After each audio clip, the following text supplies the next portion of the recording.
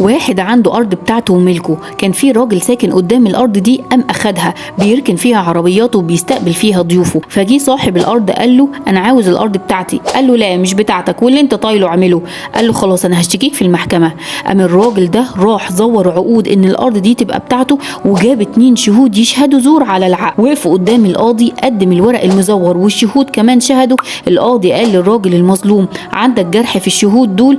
قال له لا بس عاوز أقول كلمة، والله أنا عارف إن هو عارف والشهود عارفين إن الأرض دي بتاعتي وإنهم كذابين، وأنا فوضت أمر فيهم لله هياخد حقي منهم.